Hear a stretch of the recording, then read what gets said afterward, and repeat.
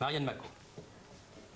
Caen est l'un des 8 clubs à avoir battu Monaco cette saison et il le met en situation inconfortable dès le début du match. Après 2 minutes 30 exactement, Michel Rio tente de passer petit, puis Valéry et enfin Ettori.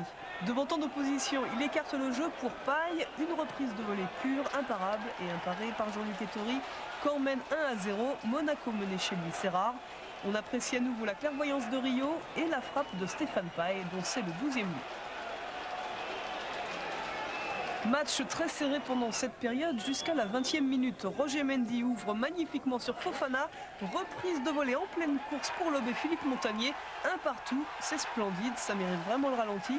L'ouverture de Mendy, la reprise de Fofana en l'air lorsqu'il frappe la balle du gauche. Et le but. Deuxième période, Rio au départ de cette contre-attaque. Paille s'infiltre devant lui, il se blesse tout seul en frappant, Gürtel récupère, Rio s'est replacé devant le but, sa tête ne passe pas loin. Paille s'est déchiré le muscle derrière la cuisse, il doit laisser sa place à Piqueux. Attaque monégasque, Ruibarros pour Weah, les deux meilleurs passeurs du club. Pour preuve cette remise de Weah sur Gilles Ruibarros, le bourgeois contre. Sous la pression, Monaco obtient un coup franc, tireur Emmanuel Petit, bien méritant, bourré d'anti-inflammatoires pour un dos douloureux. Monaco ne détend pas son emprise. Jérôme Niaco a remplacé Fofana, Rival repousse son centre, mais Claude Puel récupère et la reprise c'est celle de Gérald Passy, pas très heureux là. Plus d'une heure de jeu maintenant, Weah prend de vitesse la ligne arrière cannaise, encore un exemple de complicité avec son copain Ruibarros. Il reste 20 minutes à jouer. Corner de Valéry. Une tête cannaise prolonge involontairement sur Weah et comme le Libérien est aussi à droite de ses pieds que de son crâne, il inscrit son 16e but de la saison. Grâce à Mr. George, comme on l'appelle ici, Monaco mène 2-1 et Ettori, à la manière de Belle, vient féliciter le buteur maison. Joie immense, Monaco doit gagner pour taquiner l'OM. Caen ne récupère dans toute cette série qu'un corner, Piqueux était trop bien gardé. À un quart d'heure de la fin, Djorkaeff remplace Passy. À Caen, Rival a laissé sa place à Deboté. Le voilà, Yuri Djorkaeff. Il adresse un centre pour la tête de Jérôme Niaco, un peu malheureux. 8 dernières minutes, Gilles Ruibarros, l'artiste. Il se fraye un passage parmi les grands défenseurs cannais. Un beau parcours du combattant. Pris en sandwich, il ne résiste pas. Faute sur un joueur filant au but.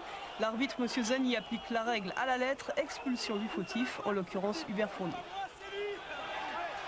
Autre règlement intransigeant, le joueur expulsé n'a pas le droit de rester sur le terrain. L'arbitre l'oblige à descendre au vestiaire. Corner monégasque, Emmanuel Petit. Tête de Djorkaeff en 2 fois, Montagnier résiste toujours, faute sur le gardien, le sifflet a retenti, le but n'est pas valable. Encore Emmanuel Petit et Georges Weah qui tient à remonter au classement des buteurs. Philippe Montagnier a bien apprécié sa sortie. Toute dernière chance pour Weah, seul en pointe. Il préfère attendre du renfort, mais malin, essaye de surprendre Montagnier qui a juste le temps de se replacer. Beau tir, beau plongeon, beau match à l'arrivée et victoire de Monaco 2-1. On a tiré les leçons du passage à vide qu'on a connu au mois de novembre.